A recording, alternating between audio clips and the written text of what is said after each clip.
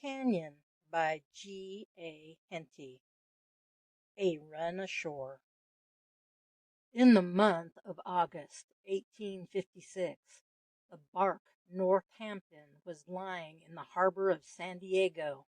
In spite of the awning spread over her deck, the heat was almost unbearable. Not a breath of wind was stirring in the landlocked harbor, and the bare and arid country round the town afforded no relief to the eye. The town itself looked mean and poverty-stricken, for it was of comparatively modern growth and contained but a few buildings of importance. Long, low warehouses fringed the shore, for here came for shipping vast quantities of hides, as San Diego, which is situated within a few miles of the frontier between the United States and Mexico, is the sole sheltered port available for shipping between San Francisco and the mouth of the Gulf of California. 2 or 3 other ships, which were, like the Northampton, engaged in shipping hides, lay near her. A sickening odor rose from the half-cured skins as they were swung up from boats alongside and lowered into the hold, and in spite of the sharp orders of the mates, the crew worked slowly and listlessly. "This is awful," Tom, a lad of about 16, in the uniform of a midshipman, said to another about the same age as, after the last boat had left the ship's sides, they leaned against the bulwarks, what with the heat, and what with the stench, and what with the captain and the first mate, life is not worth living. However, only another 2 or 3 days, and we shall be full up, and once off, we shall get rid of a good deal of the heat and most of the smell." "Yes, we shall be better off in those respects, Dick, but unfortunately we shan't leave the captain and mate behind." "No, I don't know which I like worst of them. It is a contrast to our last ship, Tom. What a good time we had of it on board the Zebra. The captain was a brick, and the mates were all good fellows. In fact, we have always been fortunate since the day we came on board together up to now. I can't think how the owners ever appointed Collett to the command. He is not one of their own officers.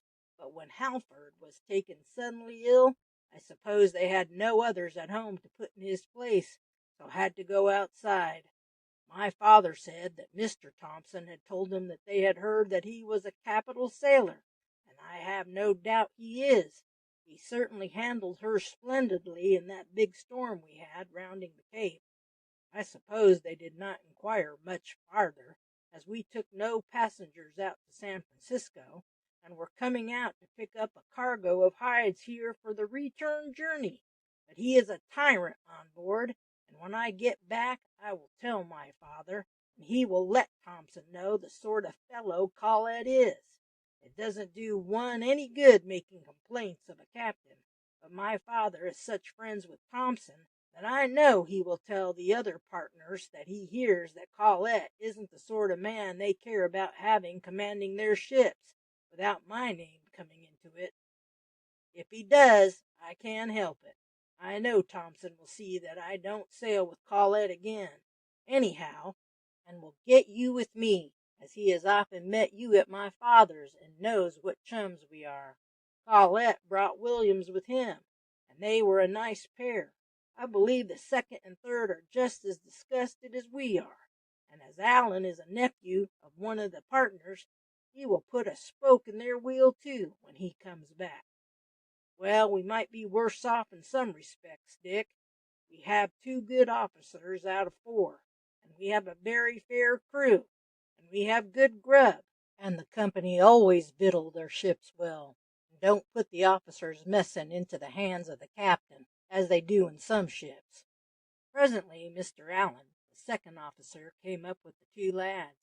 "I am going ashore in an hour, Preston," he said to Dick. "If you like, you can come with me." "Thank you, sir. I should like it very much. I wish you were coming too, Tom," he went on when the officer moved away. "That is one of the nuisances call it never letting us go ashore together." "It is a nuisance," the other said heartily. "Of course, Allen is a very good fellow, but one can't have any larks as one could have if we were together." "Well, there are not many larks to be had here at any rate, Tom. It is about the dullest place I ever landed at. It is a regular Mexican town, and, except that they do have, I suppose, sometimes, dances and that sort of thing, there really is nothing to be done when one does go ashore, and the whole place stinks of hides. Even if one could get away for a day, there is no temptation to ride about that desert-looking country, with the sun burning down on one. No one but a salamander could stand it. They are about the roughest-looking lot I ever saw in the town. Everyone has got something to do with hides, one way or the other. They have either come in with them from the country, or they pack them in the warehouses, or they ship them. That and mining seem the only two things going on, and the miners, with their red shirts and pistols and knives, look even a rougher lot than the others. I took my pistol when last I went ashore, and I will lend it to you this evening." "Oh, I don't want a pistol, Tom. There is no chance of my getting into a row." "Oh, it is just as well to carry one, Dick, when you know that everyone else has got one about him somewhere, and a considerable number of them are drunk. It is just as well to take one. You know, it is small, and goes in my breast pocket. I will take my stick, the one I bought at San Francisco. It has got an ounce of lead in the knob. I would rather have that than a pistol any day." However, as Dick was standing with the second officer at the top of the gangway, Tom Haldane, as he passed by, slipped the pistol into his hand and then walked on. Dick thrust it into his pocket and then descended the ladder. It was almost dark now. "I have 2 or 3 places to go to, Preston, and do not know how long I shall be detained. It is just 9 o'clock now. Suppose you meet me here at the boat at 10:30. It will be pleasanter for you to stroll about by yourself than will be waiting about outside houses for me." "Very well, sir. I don't think there is much to see in the town, but I will take a bit of a stroll outside. It is cool and pleasant after the heat of the day." They walked together to the first house that Mr. Allen had to visit. Then Dick strolled on by himself. The place abounded with wine shops. Through the open doors the sound of the strumming of mandolins, snatches of Spanish song, and occasionally voices raised in dispute or anger came out. Dick felt no inclination to enter any of them.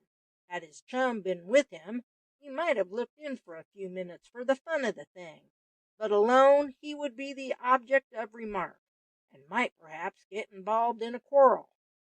Besides, the freshness of the air was so pleasant that he felt disposed for a walk, for the moon was shining brightly, and stars seemed to hang from the skies, and after having been pent up in the ship for the last 4 days, it was pleasant to stretch the limbs in a brisk walk. In 10 minutes he was outside the town, and followed the road for half an hour. "It is a comfort," he said to himself, "to have got rid of all the smell of hides. If ever cholera comes this way, I should think it would make a clean sweep of San Diego." Turning, he walked leisurely back. He entered the town, and had gone but 100 yards or 2 when he heard a shout, followed by a pistol shot, and then in English a cry for help. He dashed down the street toward a group of people who, he could see in the moonlight, were engaged in a sharp struggle. One man was defending himself against 4, and the oaths and exclamations of these showed they were Mexicans. Just as he reached them, the man they were attacking was struck down, and 2 of his assailants threw themselves upon him. Dick rushed upon the men, and felled one with a sweeping blow of his stick. The other man, who was standing up, sprang at him, knife in hand, with a savage oath. So quick was the action that he was upon Dick before he had time to strike a blow with his stick. He threw up his left arm to guard his head, but received a severe gash on his shoulders. At the same moment he struck out with his right, full into the face of the Mexican, who, as he staggered back, fell across the 3 men on the ground. Dick seized the opportunity to draw his pistol, dropping his stick as he did so, as his left arm was disabled. It was a double-barreled pistol, and as the three natives rose and rushed at him, he shot the first. The other two sprang at him, and he received a blow that almost paralyzed him. He staggered against the wall, but had strength to raise his arm and fire again. Just as the man was about to repeat his blow, he fell forward on his face, and his other assailant took to his heels. A moment later, Dick himself sank to the ground. End of chapter 1.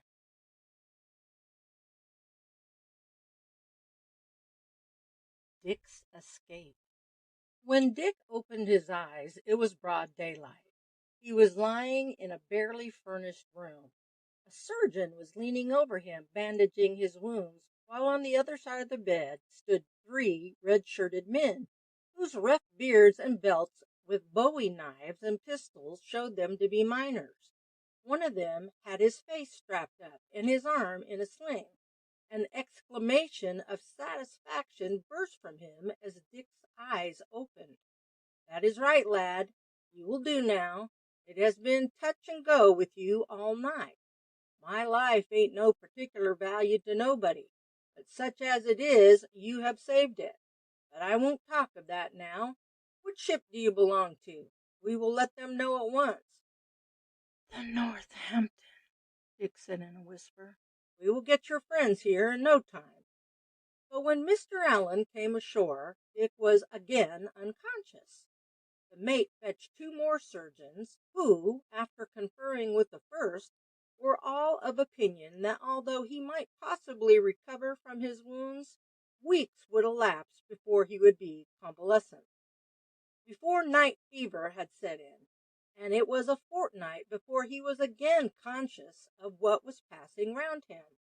He looked feebly round the room. One of the red-shirted men was attending to a pot over a charcoal fire. Turning his head, he saw, standing, looking out of the window, his friend Tom Haldane. "Hello, Tom," he said in a whisper, which, however, reached the midshipman's ears. He turned sharply round and hurried to the bedside. "Thank God, Dick, you are conscious again. Don't try to talk, old fellow. Drink this lemonade, and then shut your eyes again." Dick tried to raise his hand to take the glass, but to his surprise found he was unable to do so. Tom, however, put it to his lips and poured it down his throat. It was cool and pleasant, and with a sigh of relief he again closed his eyes and went off into a quiet sleep. When he awoke it was evening. The window was open, and the fresh air came in, making the lamp on the table flicker. "How do you feel now, old man?" Tom asked. "I feel all right," he said, "but I am wonderfully weak. I suppose I must have lost a lot of blood. Has the skipper given you leave to stop with me for the night?" Tom nodded. "I will tell you all about it in the morning, Dick. There is some chicken broth Dave has been cooking for you. You must try and drink a bowl of it, and then by tomorrow morning you will be feeling like a giant." Dick laughed feebly. "It will be some time before there is much of a giant about me, Tom, but I feel as I could drink some broth." The next morning Dick woke feeling decidedly stronger. "Raise me up and put some pillows behind me, Tom. It is horrid being fed from a spoon lying on one's back." The man called Dave, and Tom lifted him up as he wished, and then the latter fed him with the broth in which some bread had been crumbled. "Now then," Dick said when he had finished, "let us hear what the old man said. I suppose he was in a tremendous rage?" "That he was. A brute." "Why, there is my chest. What has he sent that ashore for? I should think I could be taken on board again today." "You won't be taken on board the Northampton," Tom said, "for by this time she is down somewhere near Cape Horn." "Eh?" Tom exclaimed in astonishment. "Why?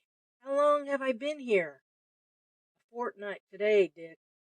Dick was too surprised to make any remark for some time. "But if the Northampton is gone, how is it that you are here, Tom?" simply because she has gone without me, Dick. The old man was in a furious rage when he heard in the morning what had happened to you. Of course we were in a great stew. I mean the third mate and myself. When Allen came off at 12 o'clock without you, after waiting an hour and a half at the wharf for you to turn up, we all felt sure that something must have happened, for you would never have been all that time late. There was a row between Allen and the skipper the first thing in the morning.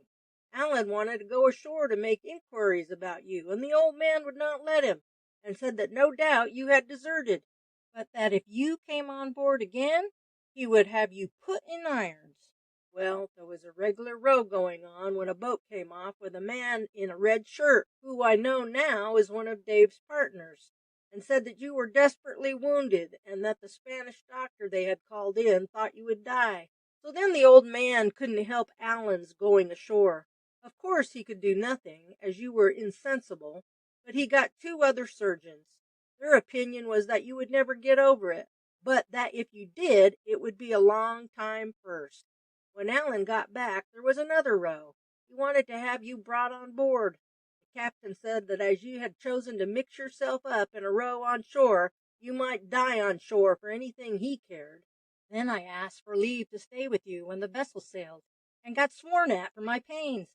In the afternoon, I filled up your chest chock full with as many of my things as I could get into it, and sent it ashore. By the next night, we had got all the cargo on board, and were to sail by the next morning, and I lowered myself down and swam ashore. Allen had told me exactly where you were lying, so I came here at once and told Dave who I was, and why I had come ashore, and as soon as it was light, he took me round to the room the other two had. The captain came ashore in the morning, and stormed and raved at the consuls, but he had better have kept on board. I told our friends here all about it, and as he went back to the boat again, one of them pitched into him and gave him such a tremendous licking that I hear he had to be carried on board. As soon as he got on board, the Northampton sailed. So you see, here we both are. I have written off to your father and mine, giving them a full account of the whole affair, and saying what a brute Colette had been on the whole voyage. They will be sure to lay the letters before the firm, and as Allen and Smith will, when they are questioned, speak out pretty straight. You may be sure the old man and his friend, the first mate, will have to look for a berth somewhere else. It was awfully good of you to come ashore to nurse me, Tom. Bosh! Why, I have got away from the Northampton. I found, too, that as far as nursing was concerned, I might as well have stayed on board, for Dave here and his two mates have, one or other of them, have been with you night and day, and they could not have taken more care of you if they had been women. Still, I have been very glad to be here, though till 3 days ago there seemed very little hope of your pulling through it. Now you have talked enough, or rather I have talked enough, Dick, and you had better turn over and get another sleep. End of chapter 2.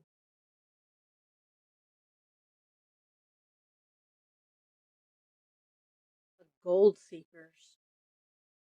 2 days later, the lad was able to sit up in bed and to enter upon a discussion as to the future with Tom and the miner. It was begun by the latter. I suppose you will be taking the first ship back as soon as you are strong enough, he said. I don't know, Dave. Now I am here, I should certainly like a run ashore for a few weeks, and to see something of the country. We have got £20 between us. That will last for some time. I should think we could get a passage back without having to pay on this side for it, and if there was any difficulty about it, we could work our way back. But Tom agrees with me. We should like to see something of the country first. I suppose in another fortnight I shall be all right again, but there is the doctor to pay. I don't know what their charges are here, but I expect his bill will be a pretty long one. You had better tell him today that we have not got a great deal of cash between us, and that as I only want building up now, he need not come again. Don't you trouble yourself about that, Dave growled. You don't suppose that when you have got yourself cut and sliced about and helping me, you are going to have any trouble about doctors. We have got a tidy lot at present amongst us, and what is ours is yourn. We were going to set off among the hills a day or two after the time we had that trouble, only of course that stopped it all." "Please don't stop on my account," Dick said. "I shall get on very well now. I was just saying to Tom, as soon as I can get about we will go off somewhere among the hills, for one might just as well be lying in an oven as here. If you will tell us where you and your mates are working, we might find our way there and get a job. We are both pretty strong, you know, that is to say when we are well, and we have often said that we should like to try our luck at gold mining." "We ain't a-goin' till you are strong enough to get about," Dave said, "so it is no use saying any more about that. And if you want to do some mining, we will put you in the way of it, but we are going on a long expedition, which may last months, and from which, as like as not, we shall never come back again. However, we can easy enough take you with us for a bit and drop you at one of the mining camps, and stop there with you till you get accustomed to it, or work for a few months with you if you like. Time is not of much consequence to us." "That is awfully good of you, Dave," Tom said, "but as you have lost more than a fortnight at present, and I suppose it will be another fortnight before Dick is strong enough to travel, it isn't fair on you, and perhaps you might be able to introduce us to some men going up to the hills. That is, if you think that we could not go with you on this expedition you talk of." "That won't be a job for young hands," Dave said. "It will be a mighty long journey over a terrible rough country, where one's life will always be in one's hands, where one's eyes will always be on the lookout for an enemy, and one will know that any moment, night or day, one may hear the war yell of the Indians. We are going into the heart of Arizona, to places where not half a dozen white men, even counting Mexicans as white men, have ever set foot, at least where not half a dozen have ever come back alive from, though maybe there are hundreds who have tried." "Then I suppose you are going to look for some very rich mine, Dave?" "That is so. I will tell you how it came about, and queerly enough, it were pretty well the same way as your friend and me came together. My mates and me were coming down from the hills when we heard a shot fired in a wood ahead of us. It wasn't none of our business, but we went on at a trot, thinking as how some white men had been attacked by greasers." "What are greasers?" Tom asked. Dave laughed. "A greaser is just a Mexican. Why they call them so I don't know, but that has been their name always as long as I came in the country. Well, we ran down and came sudden upon two greasers who were kneeling by a man lying in the road, and seemed to be searching his pockets. We let fly with our Colts. One of them was knocked over, and the other bolted. Then we went to look at the man in the road. He were a greaser too. He had been shot dead. 'I wonder what they shot him for,' says I. 'Maybe it was a private quarrel. Maybe he had struck it rich, and has got a lot of gold in his belt. We may as well look. It is no use leaving it for that skunk that bolted to come back for.' He had got about 20 ounces in his belt, and we shifted it into our bag, and were just going on when Zekel, that is one of my mates, said, 'I know this cuss, Dave. It's the chap that lived in that village close to where we were working 6 months ago. They said he had been fossicking all over Arizona, and that he was the only one who ever came back out of a party who went to locate a wonderful rich spot it was he said he knew of. He tried over and over again to get up another party, but no one would try after that first failure. We may just as well search him all over. It may be he has got a plan of the place somewhere about him, and it is like enough those fellows have killed him on the chance of finding it.' So we searched him pretty thorough, and at last we found a paper sewn up in the collar of his jacket. Sure enough, it was a plan. We did not examine it then, for someone might have come along, and we might have been accused of the chap's murder. So I shoved it into the inside pocket of my shirt, and we went on. We looked at it that night.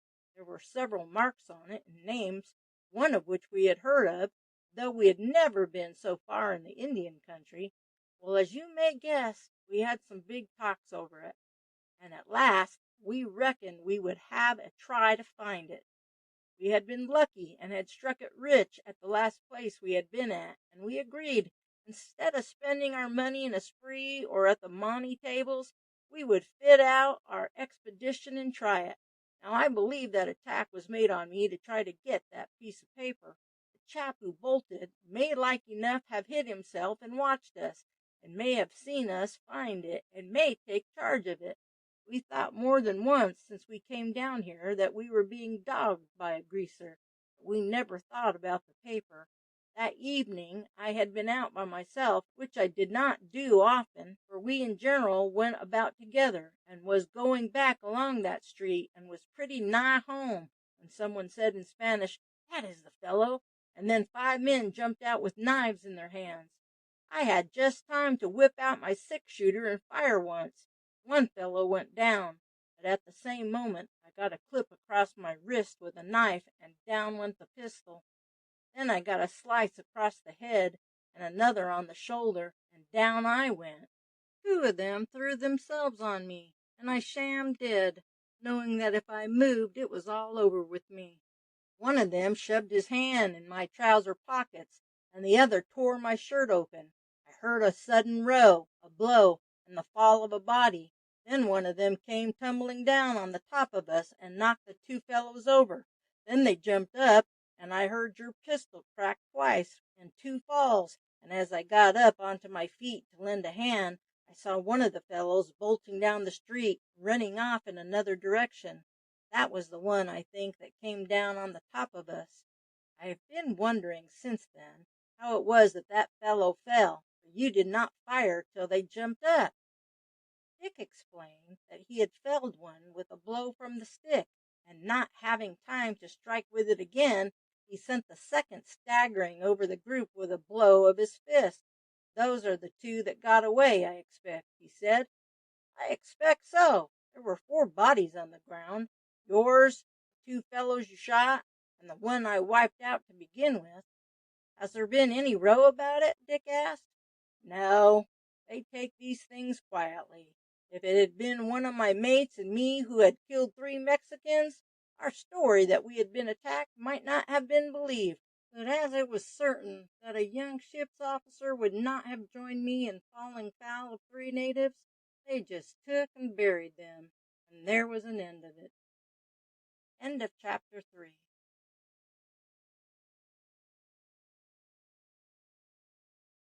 More plans.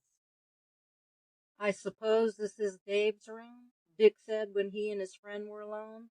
"Yes, from what he said, they lodged here together, but the other 2 went somewhere else the day after you were brought in, so that place should be quiet. But they come in by turns to sit up with you at night. I wish they would take us with them on this expedition, Dick." "I wish they would. It would be a splendid adventure, and we might come back with no end of gold. At any rate, after being 4 months under Colette, I think we have a right to a holiday.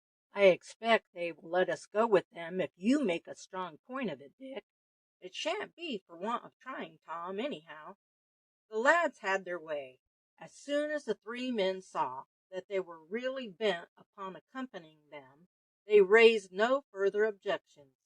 "We shall be glad enough to have you with us," Dave said, "and though the work will be toilsome and hard, there is nothing in it that 2 active young chaps like you need to be afraid of. It is just the Injuns. They are the worst kind, and have always set themselves against gold seekers. That is natural enough, for they know that if gold mines were once opened in their country, the whites would pour in, and they would soon be wiped out. Anyhow, everyone who goes prospecting in that part of Arizona knows well enough that he takes his life in his hands. All along the country by the Gila River is the stronghold of the Apaches, the terror of northern Mexico. Many parties of miners have set out, but very few have ever come back again. But those that have tell of gold richer by 100 times than ever was seen in California, and have brought with them sacks of nuggets to prove it. These are men who have had the luck to get in and out without ever having been seen by Injuns. The large parties have never succeeded. So you see, young fellows, the odds are strongly agin you. Still, if you like to go with us, you are welcome.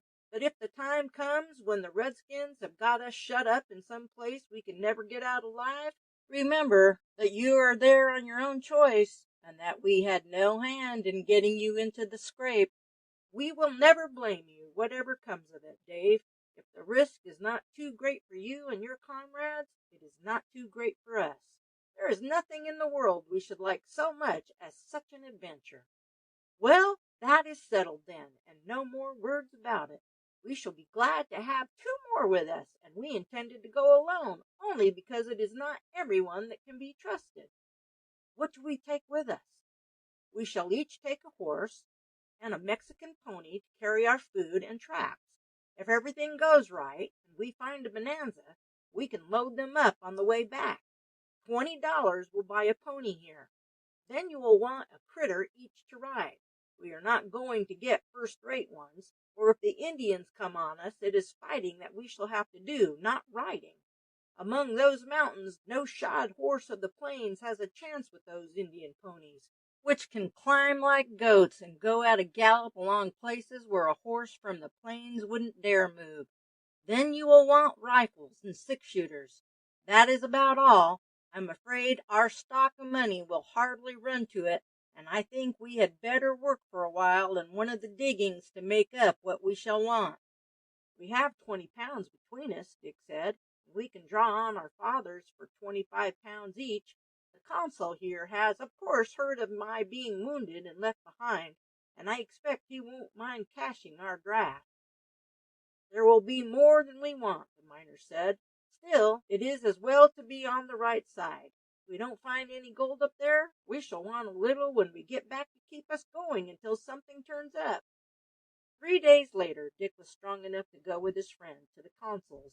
They found that Mr. Allen had spoken about Dick, and told him that should he recover from his wounds, he would cash a draft for him without any fear. Therefore, in half an hour, the lads returned to their lodgings with $350, having changed their English gold into the currency of the country. You have not got your horses yet, I suppose, Dave? No, we shall go up the river about 120 miles. There we shall buy horses cheaper than we can get them here. We have got rifles and Colts. There are things one can't very well do without a knocking about among the hills. I will go round the town, and I have no doubt I shall be able to pick you up what you want cheap. There are so many men get rubbed out one way or the other that such things are pretty often for sale. The other 2 miners, who during Dick's illness had nothing to do but to stroll about the town, both knew of men who had rifles or revolvers to dispose of, and in a couple of hours the purchases were completed and a considerable stock of ammunition was also bought. I should recommend you, the miner called Zekel said, as the party were talking matters over that evening, to rig yourselves out miner fashion.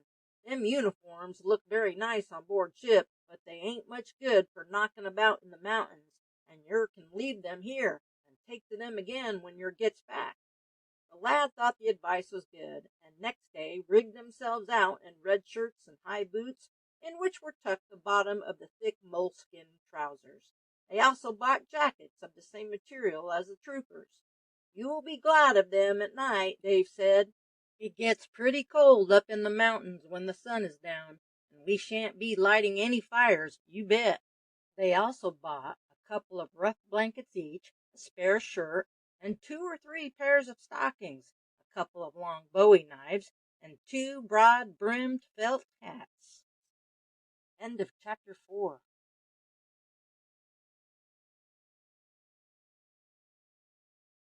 The Search for the Canyon. 10 days later, the party took passage in a large boat going up the river to Santa Fe. It had come down freighted with hides, and the odor still hung about it. However, by this time they had become accustomed to the smell and scarcely noticed it.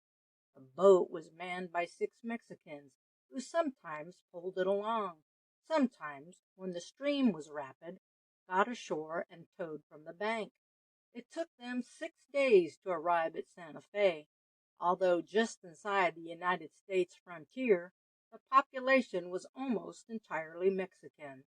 There were, however, a few American stores, containing European goods of all kinds for the use of the natives, and such articles as miners or prospectors going up among the hills would require. Here they had no difficulty in purchasing horses. 5 rough, serviceable ponies for the carriage of the baggage were picked up at $20 apiece, and 5 well-made and wiry horses for their own riding. Mexican saddles with very high pommels and cantles, heavy and cumbersome to look at, but very comfortable for long distances, were also obtained without difficulty. At the stores were bought 2 sacks of flour and 2 sides of bacon, a frying pan, saucepan, baking pot, and a good supply of tea and sugar.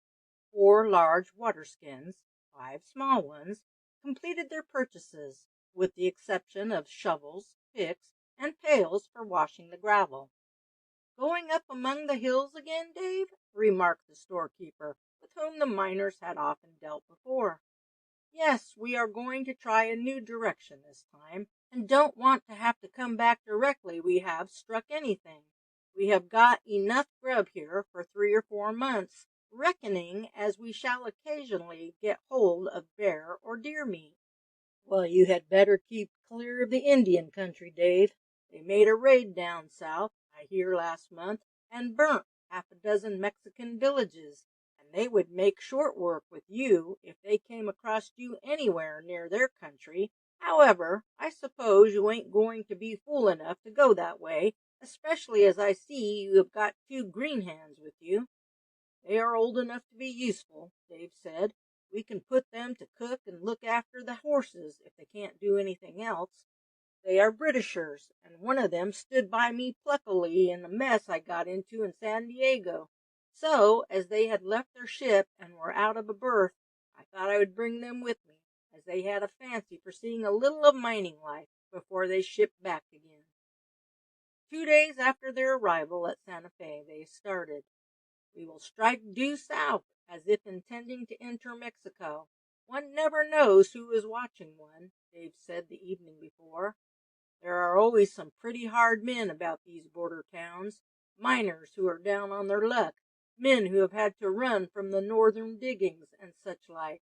We may say what we like, but they will make a guess that we have located something rich, and are going back to work it quietly and keep it to ourselves, and like enough some of them will take it in their heads to follow us. Anyhow, we will travel south for a day or 2, and then turn off sharp to the west. It ain't as I should grudge anyone else a share in the mine, but the more there are, the more chance of the Injuns finding us.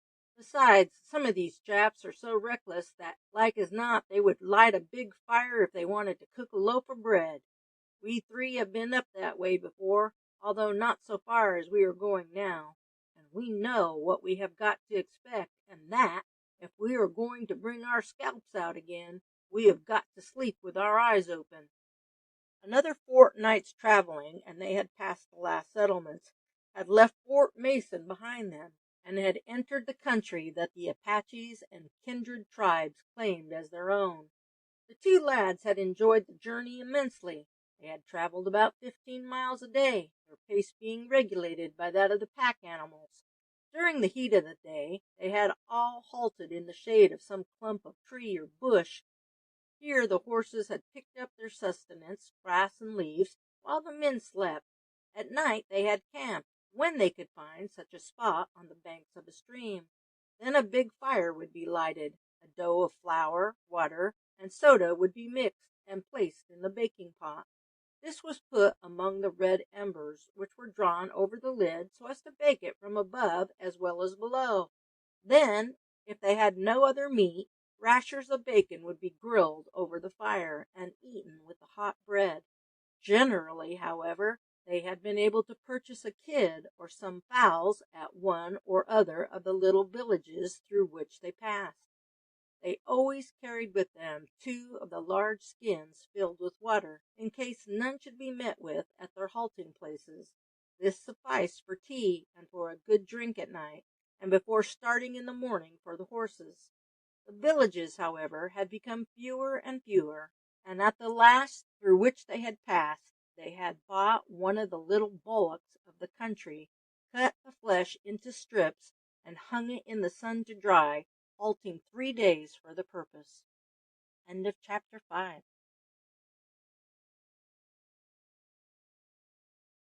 Maine. The map again. Now, Dave said, as they finished their meal on the evening after leaving Fort Mason, we have got to consider which course we had better take. First, we will have another look at the map. This was taken out from a wash leather case, in which it had been sewn, Dave carrying it under his shirt by a string that went round his neck. It was the first time that the boys had seen it. As Dave opened it, they examined it with much curiosity.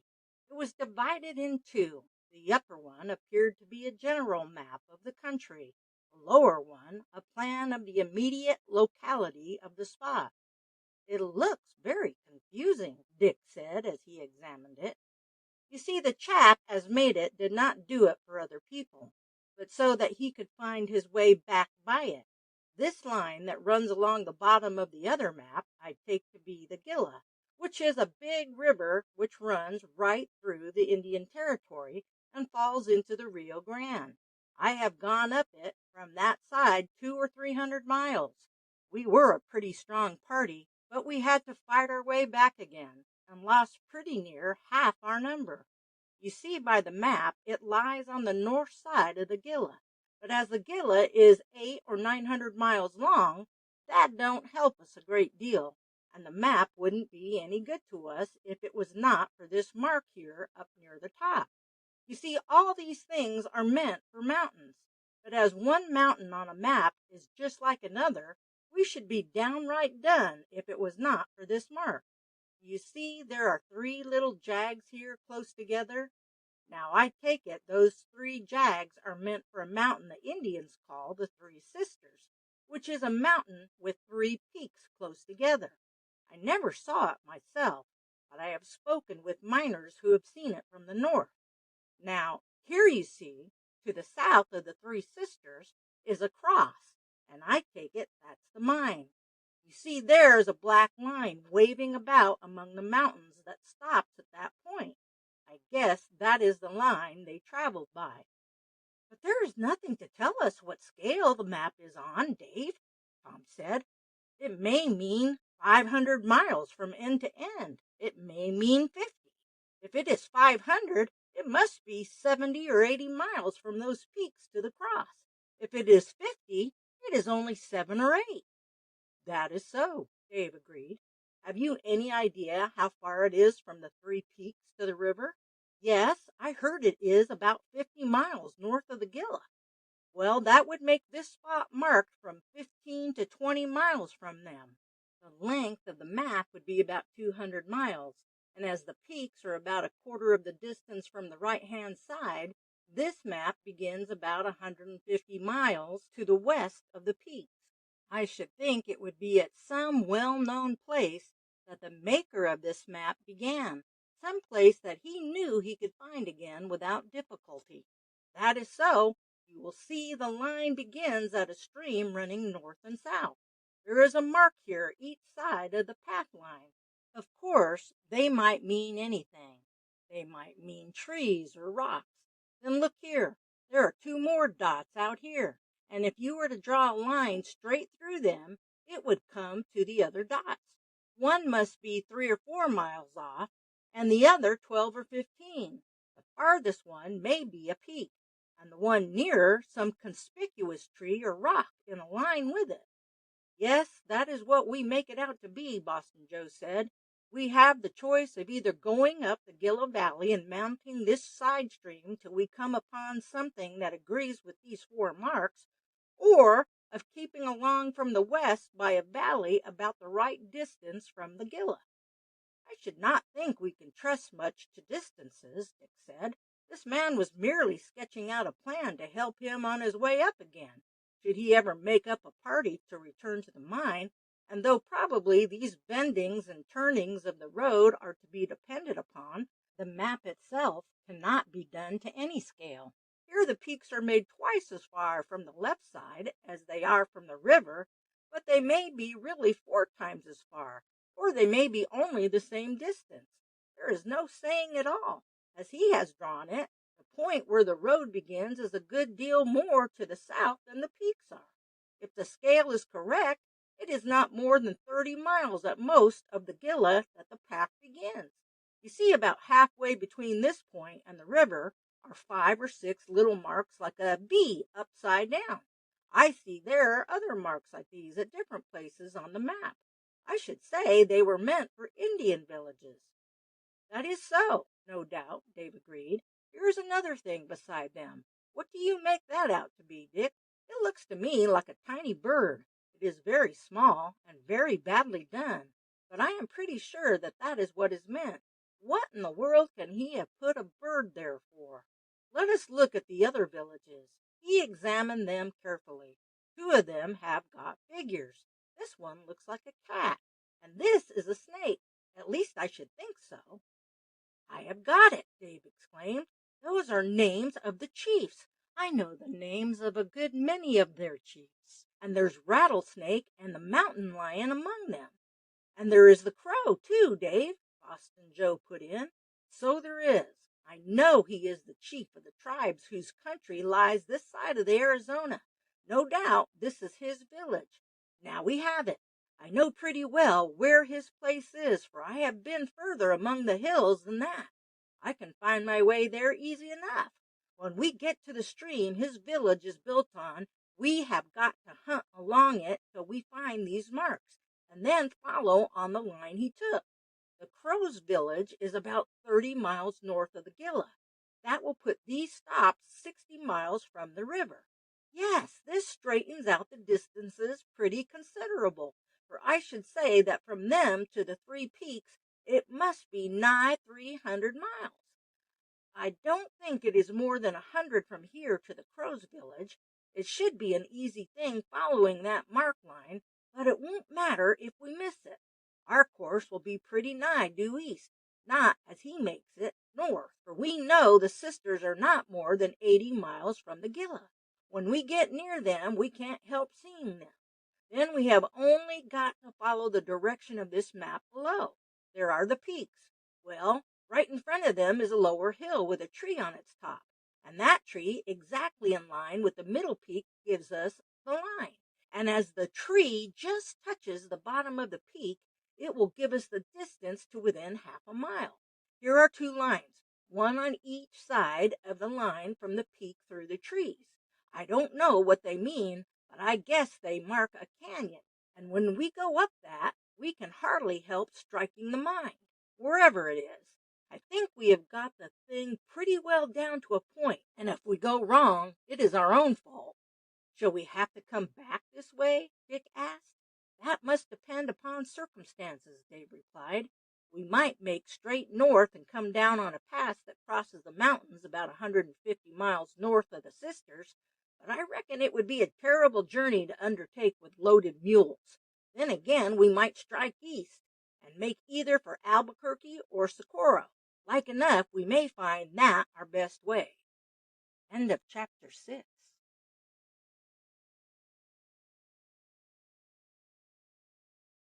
The scarcity of water. 5 days later they reached the stream. The miners had all recognized points that they had passed on their former journey, and all agreed that it was lower down on this stream that the Crow's village was situated. For the moment, this was a matter of inferior importance to them. It was enough that they had reached water, for they had for the last 4 days been traversing an arid waste of broken country, without as much as a tree under which they could lie during the day.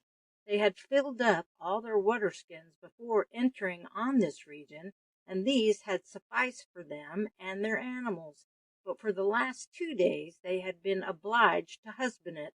What remained tasted so strongly of the skins that at any other time the boys could not have drank it, but men and horses were both filled with delight at the sight of the bright, clear water.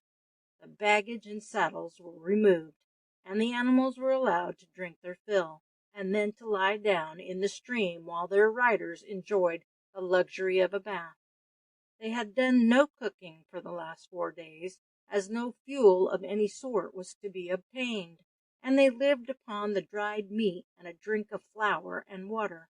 The banks of the stream were well wooded, and the animals, as soon as their thirst was quenched, fell to work upon the grass that grew knee-deep near its banks.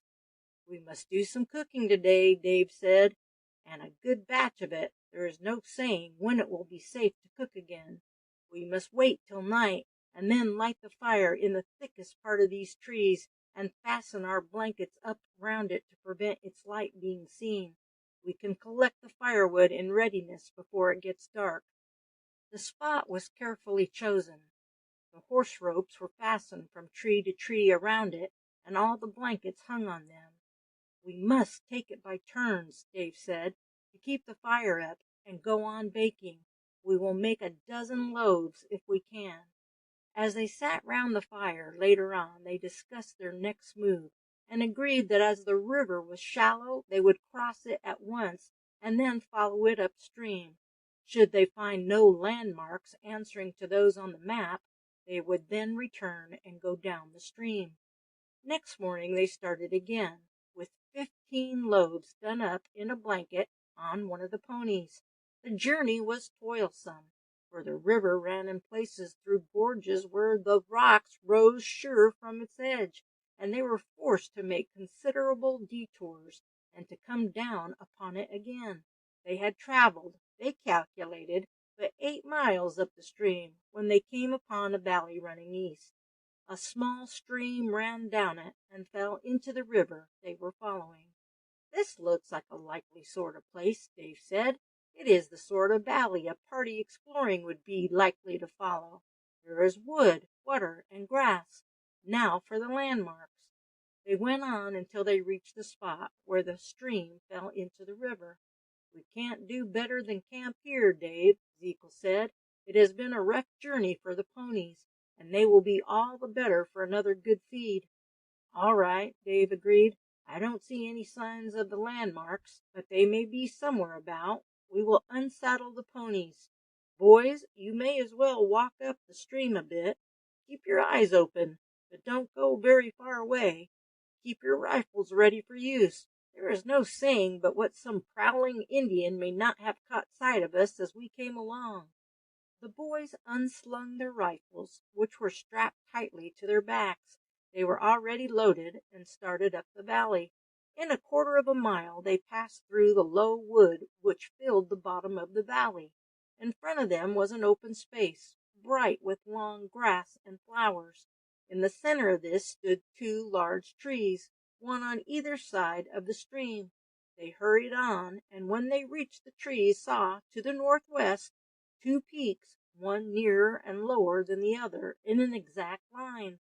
As the direction was exactly that of the 2 dots on the map, they had no doubt whatever that they had hit the right spot.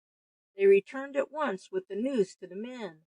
Dave had already lighted a fire, for in this sheltered valley there was little fear of the slight smoke it made being seen, broken up as it was in its passage through the leaves overhead. "We have found the marks," Dick said as they arrived. "We don't think there can be any mistakes about them." "Have you? That is good." And the 3 men at once went on to the 2 trees. "There is no doubt that is what was meant," Boston Joe said. "Wall, I can glad to see them. It shows anyhow that we are right in our guesswork as to the map, which we never felt quite sure of before, seeing them 3 peaks were the only thing we had to go on, and the marks might not have been meant for them arter all. Now the matter air clear and fixed, and we have only got to go ahead. Yes, we will stick to the line they have traveled as shown in the map, but if we miss it, it is no great odds. We know where we have got to go to, and we can find our way there, I guess anyhow. Still their line may be the best. They may have had some redskin as their guide who knew the country and took them the best way. Anyhow, we can't do better than try and follow it." End of chapter 7.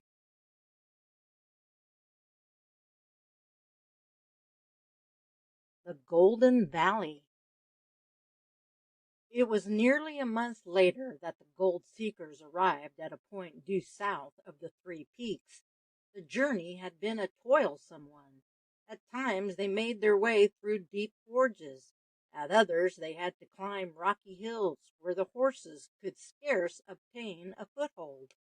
One of their pack ponies had been lost, having slipped and fallen over a precipice many hundreds of feet deep, and they had lost a day making a long detour to reach the spot where he fell, in order to recover the articles he had carried.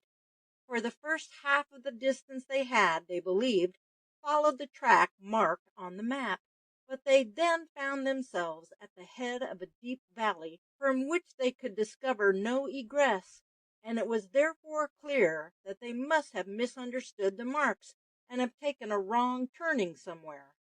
From this time they had put aside the map and made their way as nearly east as the inequalities of the ground permitted.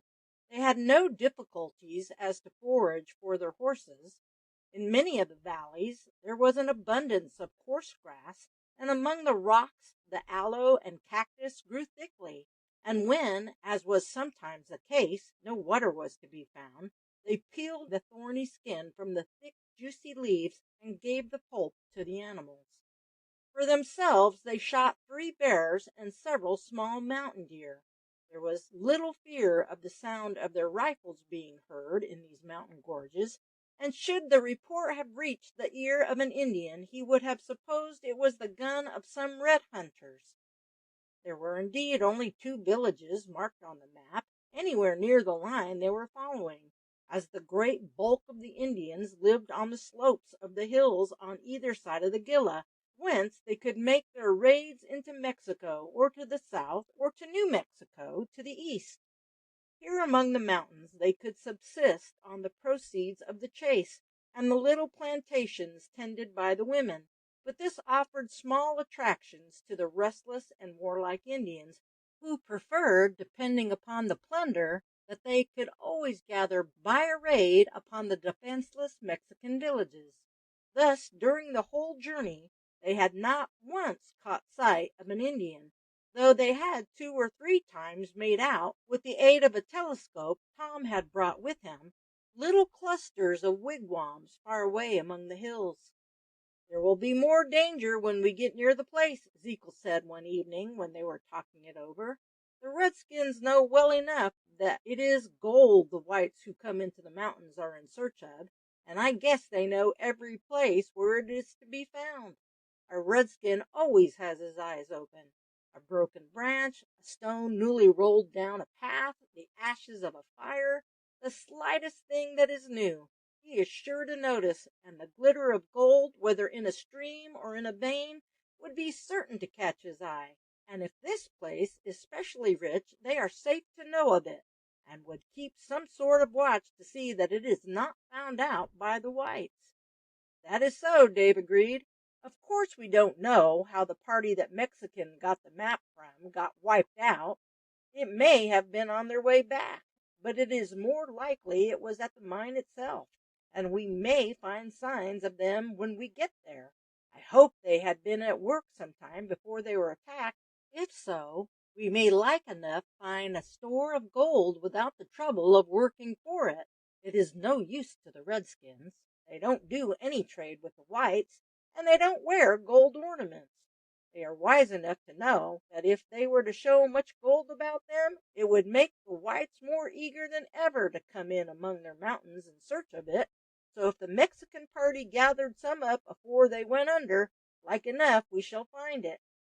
It was with deep satisfaction that they at last caught sight of the mountain with 3 sharp peaks, but it was 4 days after they first saw it that they reached a point due south of it. They were now in a wide valley running east and west. To the south a wall of rock rose in a seemingly unbroken line. On the northern side of the valley the hills sloped away, rising one above another, with the peaks of the sisters visible above them all. They had left their animals in charge of Boston Joe, in a clump of trees 4 miles back, as the miners were of opinion that some Indian village might lie somewhere in the neighborhood, and that it would be safer to make their way on foot. One of the many branches of the Gila ran along the center of the valley, but except in deep pools it was now dry. "Now we must keep a sharp lookout for marks on the hills," Dave said. "We know we are about right as to the line, but we may have to go 2 or 3 miles north or as much south before we get a mark just bearing on that middle peak. Stop," he broke off suddenly. "Look up there, just beyond the shoulder of that hill. There are some wigwams, sure enough." Tom brought his telescope to bear. "Yes, there are about 20 of them, but they never can see us at this distance. Don't you make any mistake, young fellow. There ain't no saying what an Indian can see and what he can't see. I reckon their eyes is as good as that glass of yours, and I would not guarantee they could not see a rabbit run at this distance. There, get among those rocks at the foot of the cliff. We will make our way along them, hiding as much as we can. I suppose those are horses away there on the hillside to the right of the village. They can't be nothing else." "Yes, they are horses, Dave." For another half hour they made their way among the rocks, and then Dick exclaimed suddenly, "Look, Dave, there is a tree standing by itself at the top of that hill. I believe in another 50 yards it will just be on the line of the peaks." "I think you are right, Dick, and we have hit the very point at the first try. If it is right, there must be a break in this wall above us." End of chapter 8.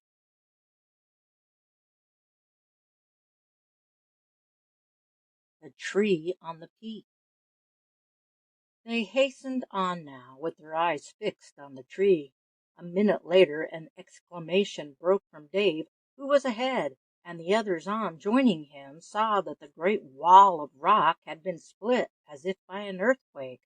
The opening was not more than 10 yards wide, and on looking up a narrow line of sky appeared between the walls of rock. Looking the other way, they saw that the tree on the hill bore exactly on the middle peak, the Indian village lying just in the same line halfway up the hill. "Here is the place, sure enough," Dave said. "There can't be no mistake about it. It is just as the map made it. The tree on the middle peak and the line from them going right into this canyon. Look, boys, there is a stream comes down here in the wet season and runs into the one in the middle of the valley. See, I can make out gold sparkling in the sand. That is how it was the place was found. They were prospecting along the valley, and they came upon gold and traced it up to the mouth of this canyon." "Shall we go in now, Dave?" Dick asked excitedly, for they were still standing among the rocks, which broke off abruptly opposite the mouth of the canyon, those in front of it evidently having been swept away by the torrents flowing down it. "No, don't go a step forward, Dick. Don't let us risk nothing by showing ourselves now. We will make our way back as we came to Boston, and bring up the horses after dark. We have not got a chance to throw away, I can tell you." At night they returned with the horses. 2 blankets had been cut up, and the feet of the animals muffled. "If one of them redskins was to come upon our track and saw the print of a horseshoe, it would be all up with us," Zeke said. "We had best do the same ourselves. The heel of boot would be as ugly a mark as a horseshoe. We must keep well along at the edge of these fallen rocks.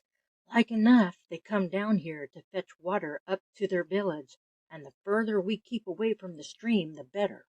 The moon was half full, which was fortunate, as they would otherwise have had great difficulty in finding the narrow gap in the cliff.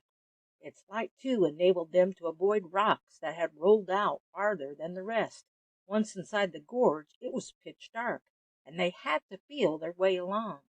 In about 100 yards it began to widen, and they soon found themselves in a narrow valley with perpendicular sides, which seemed to widen farther up. The horses were at once unloaded. "Now do you lie down," Dave said. "I will watch at the mouth. I don't think there is any danger. Still we may as well begin as we shall have to go on." "Well, call me up in a couple of hours then," Zeke said. "It will begin to get light in about 4, and as soon as it does we will cover up the tracks." With the first dawn of light the 3 miners, taking their blankets, went down to the mouth of the canyon. The boys accompanied them to watch their operations. It was only in the sand and gravel swept down by the floods from the gorge that any footmarks could be seen. These were first leveled, and then with the blankets the surface of the sand was carefully swept so as to erase all signs of disturbance. Before the sun was up the operation was completed, 20 or 30 yards up the canyon. "That is enough for the present," Dave said. "We are safe from anyone passing. Now let us have a look round up above." "They must have been awful careless if they were surprised in here," Zeke said. "Half a dozen men ought to hold this place against the whole tribe of redskins."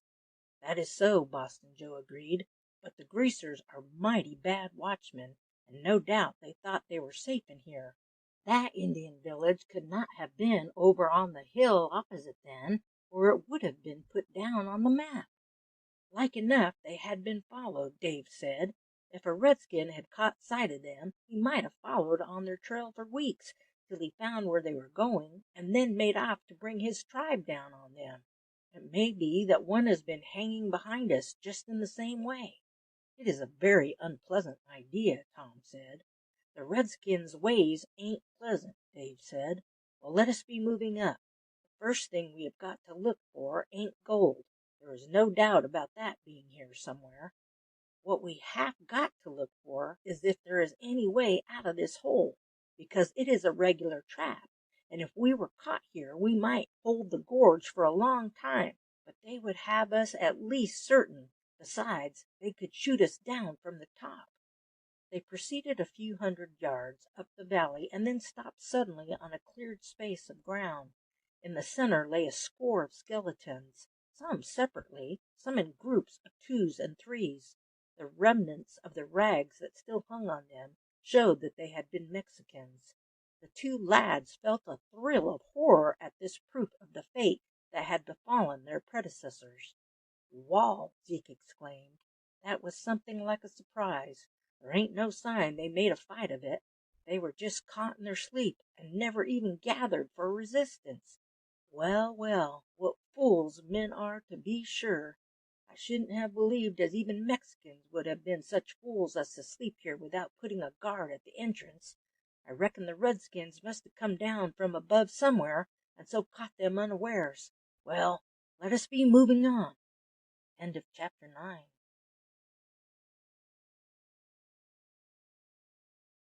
Watched. A little higher up the valley narrowed again. The sides came closer and closer, until they closed in abruptly in a rounded precipice, down which in the wet season it was evident that a waterfall leaped from a height above. "They didn't come down here," Dave said. "If it were anywhere it was near where the attack was made. The sides slope away a bit there. Now keep your eyes skinned, and see if you can make out any place where a man might climb up or down. Our lives may depend on it." Just as they reached the old encampment, Dick said, "Look, Dave, there is a ledge running up behind that bush. It seems to me that it joins another ledge halfway up. Tom and I are accustomed to climbing. We will go up a bit and see if it goes anywhere." The two lads stopped as they got behind the bush. "It looks like a path here, Dave. It has certainly been trodden." The miners came to the spot. "You are right," Dave said. "It is a path, sure enough. Animals of some sort come up and down. Bears, I should say, maybe goats, and lots of them. Like enough, it is the only way they can get down from the top into the valley, and they come down to drink." The ridge was wider than it looked, being where it started, fully 2 feet across. The boys at once set off up it. As Dick had supposed, it met another ledge running along halfway up the face of the hill. From below this ledge it seemed a mere line, but it was really 2 feet wide in most places, and even at the narrowest was not less than a foot. 200 yards along, another ascent was met with, and after half an hour's climbing they found themselves on a level plateau, from which they could see across to the 3 peaks. The path was everywhere worn smooth, showing that it had been used for ages by animals of some kind. "One would almost think it had been cut by hand," Dick said. "Who would have thought from below that there was such a way as this out of the valley? The best of it is, that it is good enough for the horses to get up as well as us. Well, thank goodness we have found a back door to that place. It was not a pleasant idea that we might be shut up there with the option of being either shot or starved. They would take some time to starve us, Dick. 9 horses would last us for a long time. Yes, but it would come sooner or later, Tom.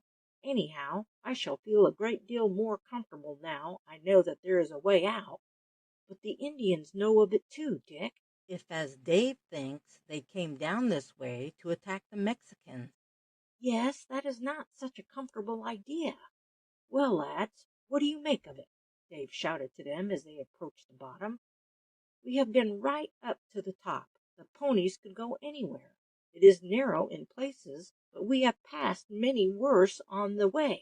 The cliffs never close up, so even at the worst places there is room for them to get along with their loads. What is it like at the top? Level ground along to the drop of the cliffs, hills behind it to the south. Well, it is a comfort that there is a way down into the valley. Anyhow, since you have been gone, we have been fossicking about, and there is no doubt about the gold. It is the richest place any of us have ever seed. Have you found water, Dave? No, that is the one thing bad. We shall have to go out to fetch water, but maybe if we dig in the center of the channel, we shall find it. The best place to try will be at the end, right under where the waterfall comes down in winter. There is most always a deep hole in the rock there, where the water and stones and so on have come down and pounded away the bed rock. We found where the gold comes from, too. There is a big quartz vein running right up the face of the cliff there. It is just full of gold. You can see it sparkle everywhere. Some day, when the Indians is all wiped out, fellows will bring machinery and powder, and we'll have one of the richest mines in the world. However, that don't concern us. I reckon there is enough in this gravel under our feet to make 100 men rich. Now, Boston, what do you think is the best thing to do first? See if we can get water, Dave. If we were shut up here without water, they would have us in 12 hours. So we have got to get enough for ourselves and the horses to drink if we can, even if we have to fetch up what we want for the gravel. When we have got water, the next job will be to make a cradle. There are plenty of trees here, and we have got our hatchets, and we have brought the zinc screens, so we have got everything we want. I don't say we mightn't pick up a lot of nuggets. Still, I have got a dozen already making, I should say over an ounce between them. Still, the others is the real thing to depend on. And there is another thing, Dave, Zeke put in. We must have a watch. We had intended that, but we thought we should have only one place to watch. Now we have found this track up the hill. We have 2. That is so, Dave, though it is pretty hard on us having 2 out of 5 idle. Still, we have got a lesson there, Austin said, pointing to the spot where they found the skeletons. Aye, aye, it has got to be done, Dave said. Well, lads, will you take the watch today, one above and one at the mouth, and we will set to work at the water hole? We will toss up, which goes up the hill again, Dick. You spin. Heads, tails it is. Then I will choose the mouth here. You go up to the mouth's head. Don't you be walking about when you get to the top, Dave said. Find some place where you can get a clear view all around, and then lie down. Choose a bit of shade if you can find it. When we knock off work and have had a bit of grub, I will come up and take your place. It was just getting dusk when Dave came up and relieved Dick. Are you going to stay here all night, Dick? Yes, we have agreed I shall keep watch here tonight, Boston tomorrow night, and then I go on again. Zeke will take the watch below regular. He sleeps like a dog, and the least noise in the world will wake him, so he will do very well. Can you make out the Indian village across there from here? Yes, quite plainly. You have not been using your glass, I hope, Dave said in alarm. No, I forgot to bring it up with me, but why shouldn't I? Because if the sun were to flash on the glass or brasswork, it would be certain to catch the eye of someone in the village, and if it did, you may be sure they would send up to see what it was. Still, if you can make out the village, it will save us the need for keeping watch in the daytime down below. It is from there we have got to expect an attack the most, and if you saw them moving out strong, You could shout down to us and we would be ready for them. At night, of course, we must watch both places, for there may be, for anything we know, a big village half a mile from here, and the attack might come from one way or the other. I expect you would rather work than watch, Dick, so you had better arrange to change places with Tom in the middle of the day. Then you can each work half a day. You will find that plenty, I warrant. Did you find water, Dave? Yes, plenty of it. Enough for the horses and the washing, too. End of chapter 10.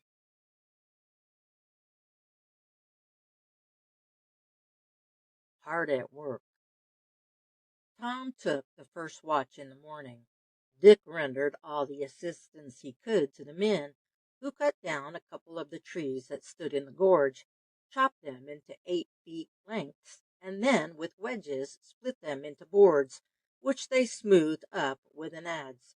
All were accustomed to the work, and by nightfall a deep trough was constructed, resting upon rockers like a cradle.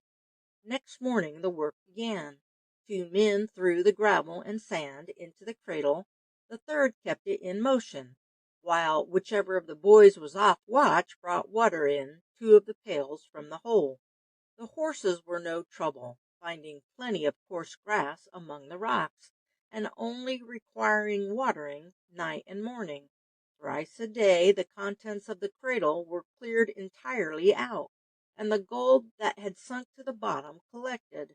Much of it was in fine dust, but there was also a large number of nuggets, varying in size from a pea to a marble. Each clear up they obtained on an average 8 or 9 pounds of gold. The fourth day Tom had come down from above at 12 o'clock, and found that the men had only just finished the clear up, and had sat down to have some food. Having nothing to do, he strolled away to the spot where the Mexicans had been massacred, a short distance away, on some ground at the side of the valley. Some 3 or 4 feet above the ground level of the bottom he saw a charred stump of a pole sticking up. He went across to it. I suppose this is where the leader of the party had a tent or rough hut, he said. He was confirmed in the belief by a number of bits of charred wood lying round the pole. It was sort of arbor, I suppose, he said to himself. There are several relics lying about, 2 boots shriveled by fire, a tin cup flattened by some weight that had fallen on it, a pistol with its stock blackened by fire. He called the men to the spot. Yes, like enough it is, as you say, Dick, but it is scarcely worth getting up to look at. No, there is not much to look at, Dave, but you have been wondering ever since you came that you had not come upon any of the gold they must have gathered, and you said you didn't believe the Indians had taken it away. Now, if this was the hut of the leader of the party, it struck me that it would most likely be kept here, and that it may be buried somewhere under this circle of ashes. Tom is right, mates, Dave said. That is just where the gold would be kept, and there ain't much doubt that they would bury it as they got it, so as to prevent anyone from taking of it till it was divided up. Let us fetch our picks, Boston, and we will soon see if it is here. Let us try round the post first, he went on. When the 3 men fetch their picks, it will be either close to the middle of the hut, or else on one side under where he made his bed. The ground was sand, which had been washed up by an eddy in one of the floods, and they had struck but 3 or 4 blows with the pick when Dave exclaimed, "Here is something, boys." They had brought a shovel with them, and throwing aside the sand, they saw a piece of leather. "It is a bag," Joe said. "This is their hoard, sure enough." Going down on their hands and knees, they pulled up bag after bag, each about 50 pounds in weight, until they had a pile on the surface of 8 bags. "Eureka!" Dave exclaimed, as he lifted the last bag out of the hole. They had made something like a pile. No doubt they were a strong party, but even with that they must have been here a couple of months to have got this lot together. "Well, Boston," he held out his hand, "we can go east again. We have struck it rich at last." "You bet," Joe said briefly. "How much is it?" Dick asked. "Each of them bags weigh about 50 pounds, Dick." Dick looked incredulous and stooped to pick up one of the bags, and was astonished at its weight. 50 pounds if it weighs an ounce, and then there are 8 of them. 400 pounds of gold. Think of that, lad. This is pretty nigh 80 pounds apiece. I ain't good at reckoning, but put it rough at $250 a pound. That is somewhere like $200,000 each. 40,000 pounds, Dave exclaimed. It does not seem possible. We ain't got it to the settlements yet, Zeke said quietly. Them chaps had it, and they lost it. Don't let us figure it up much till we get beyond the sound of the Apache war whoop. Well, I will go on watch at the mouth, Dick said, and then you can talk things over together. Do, Dick. There is a lot more to look after than there was before, and it makes one feel one can't be too careful. Anyhow, we won't stay a day longer in this place. We will be off tonight. Dick went nearly down to the mouth of the narrow gorge. He had expected they would find a treasure, and although this far exceeded his anticipations, he did not feel the excitement the men had shown at the discovery of the treasure. He sat down on a rock and amused himself with the thought of the wonder there would be at home. Suddenly he heard the sound of a horse's hoof, and grasping his rifle, stooped down behind a fallen rock. A moment later a mounted Indian dashed past the mouth of the rift. He was scarce 20 yards away, but Dick noticed the eagle feathers of his headdress, the rifle slung across his shoulder, and the leggings decorated with tufts of hair. It was but a moment, and then he was gone. Dick waited a minute or two, and then ran in to tell the miners. They uttered an exclamation of alarm. He went right on, Dick said. He didn't check the speed of his horse or glance my way. That is no sign, Zeke said. The chances are that the fellow has happened on our trail maybe a mile, maybe 50, back as he has just been following it. Why should he be riding so close to the cliffs if he was not tracking us? But he didn't look in, Dick persisted. He weren't such a fool, lad. He knew well enough that if he glanced around and there was anyone on the watch there, he would have a bullet through him sartin. What shall we do? Shall we saddle up at once, Dave? Boston Joe asked. We may as well pack the horses anyhow, Boston, but we can't go till it is dark. If a party like ours were to show up there, they would see us from the village sure. Do you run up, Dick, and keep a lookout with Tom at the village. You can crawl along, if you like, nearer to the edge, and make out if that fellow is riding there. If you see him go there, come down with the news, and tell Tom to hurry down as quick as he can if he sees a party setting out. We will have the horses saddled up by the time you are down again. End of chapter 11.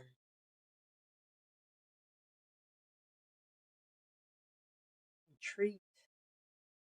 Dick sprang up the hill, and as soon as he joined Tom, astonished him with the account of the discovery of the treasure collected by the other party, and also by the news that it was probable that the Indians would be speedily upon them. All this he told him as he was crawling forward towards the edge of the cliff. There he goes, he exclaimed when they neared it. Do you see him going up the slope toward the village? How clear the air is. Dave said it is 6 miles there. If it is a foot, it does not look more than 1. Well, I must go and tell them below. Mind, Tom, the moment you see a party issue out from there, you crawl back to the path, and then hurry down as quick as you can. But mind you don't tumble in your haste. That settles it, Dave said, when he heard the news. If he had been going to that village, he would have made for it straight, and not come along under the cliffs until he was opposite to it. No, we have got to fight, that's sartain. If we were to mount that path at once, Dave, we could keep them from climbing up if there were hundreds of them. That is so, lad, but we could not stay there forever, and might be took in the rear by another party. Besides, as soon as they find out that we have left, they will do that pretty soon. They will be straight after us. No, we have been talking it over while you have been away, and we have agreed that we must hold the canyon until it gets dark, and then make off. No doubt they will know of this path, but they won't think as we have found it out, and they will fancy that they have got us sure. Like enough, as soon as they find we are ready for them here, They will send a messenger off to some village up behind us. There is one thing, he will have a good way to go, for we have seen no break in the cliffs for the last 20 miles, and maybe they go much farther. Anyhow, we have got to risk it." "I should think," Dick said, "that anyhow we might as well get the horses up to the top of the path, ready to push on as soon as it gets dark. They can do it easily enough in daylight, but it would be a very awkward job at night." "Right you are, lad. That is a capital plan. We will do it at once. We have got everything wrapped up ready. One of us will stay up there with Tom so as to guard the top of the path, in case any of the redskins should come down before we are ready to go forward. 3 will be enough to hold the canyon." "I will undertake the horse job," Boston Joe said. "As you say, 3 is enough here. They will think they are going to take us by surprise, and as soon as they find we are ready for them, they will draw off fast enough. I reckon that fellow has counted our numbers, and no redskin will try to force that pass with 5 Western rifles facing him." Just as Joe began to mount the path, leading his horse, with the others tied head to tail in a long line behind it, Tom appeared on the path high up and shouted, "30 or 40 horsemen have just left the village and are coming this way." "All right, Tom," Dick shouted back. "You are not to come down. Joe is coming up with the horses." "We have got plenty of time yet," Dave said, as soon as the string of horses had started on their way up. "It ain't much past 2 o'clock yet, and it will be pretty nigh 6 hours afore we can make a start. There is a good fire, and we have kept down 30 pounds of flour. We shall have time to bake that into bread before we start." "We shan't have much time for baking when we are once off, you can bet your boots." Dick looked on with some wonder at the quiet and deliberate manner in which Dave mixed his dough. "By the way, Dick," the latter said, looking up, "we have divided that lot of gold we got here ourselves into 5 lots, and put 1 lot into the blankets on each of our riding horses.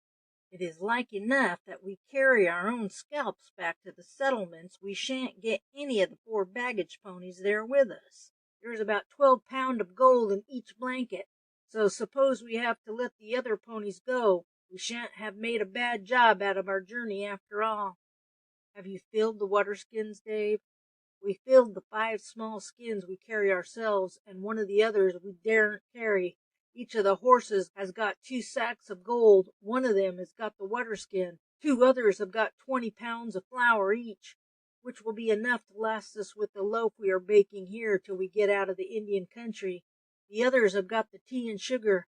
The one with the skin will be the heaviest load at first, but the water will soon go, so that makes it even. Everything else we have got to leave behind except a kettle and this baking pan. We will take them up as we go. Now that the loaf is fairly under way, we will get ready for the redskins." End of chapter 12.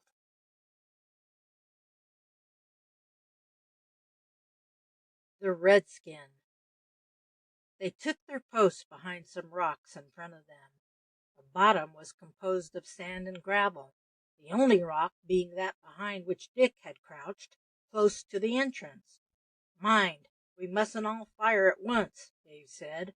"One must always be loading, and we will take it in turns to fire.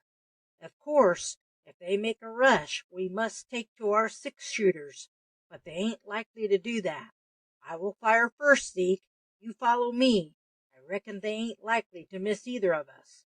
Another quarter of an hour passed, and then suddenly a mounted Indian appeared at the mouth of the canyon. He checked his horse and sat gazing up it. Dave's rifle cracked, and the Indian fell backward from his saddle, and a sudden yell of anger and surprise rose outside. Another moment, and a dozen figures appeared at the entrance. Zeke fired. "Now, Dick," Dave said a moment later, and the lad, whose rifle was resting on the rock in front of him, pulled his trigger, and almost immediately Dave fired again. Another moment, and the mouth of the canyon was clear. Another Indian lay by the side of the first who had fallen.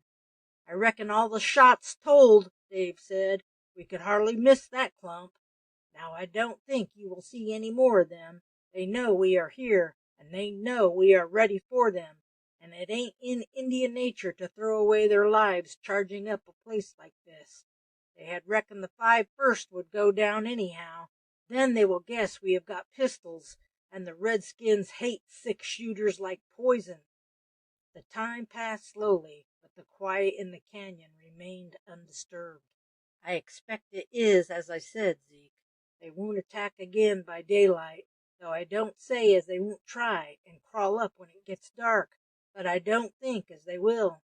If there is a village up in the hill behind us, they will send round to it and wait here till they hear a fight begin inside. If there ain't no village, half of them will ride round to come down on us. However, they won't set about that at once.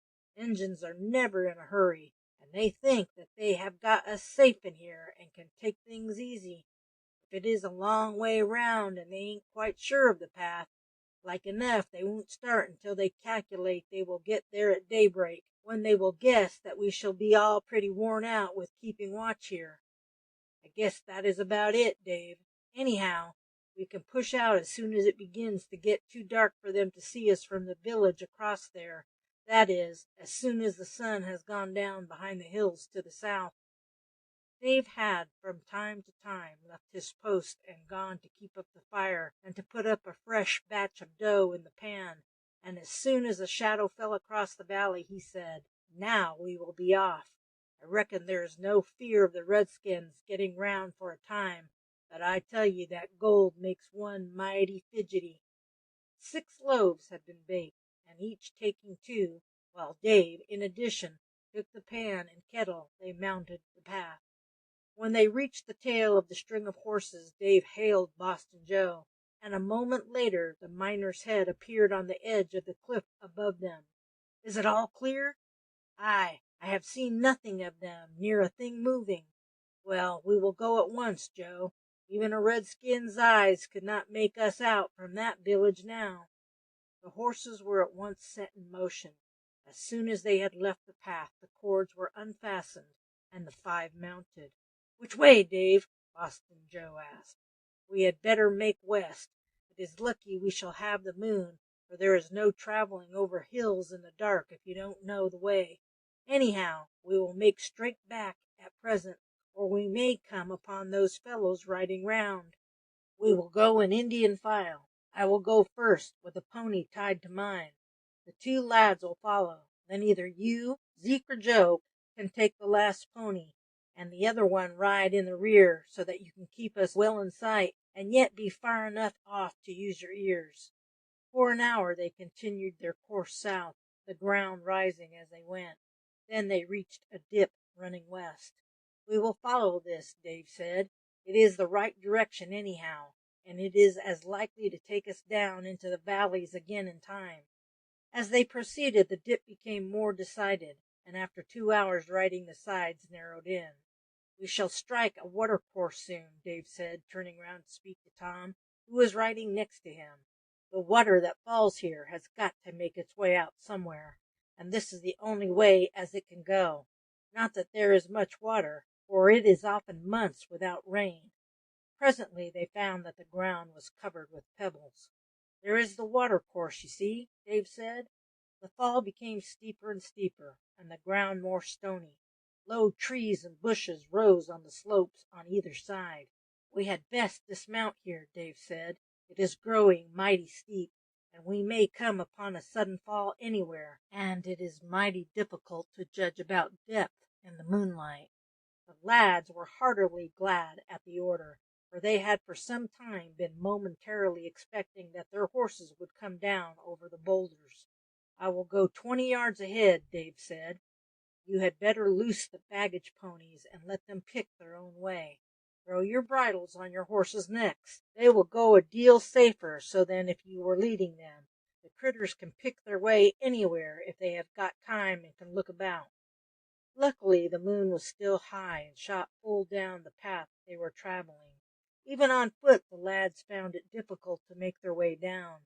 Sometimes they had to climb over heaps of boulders, sometimes to slide down smooth faces of rock so steep they could not keep their feet upon them, and often it seemed so perilous that they would have hesitated to attempt it had they not seen that Dave with his 2 horses kept steadily on below them. End of chapter 13.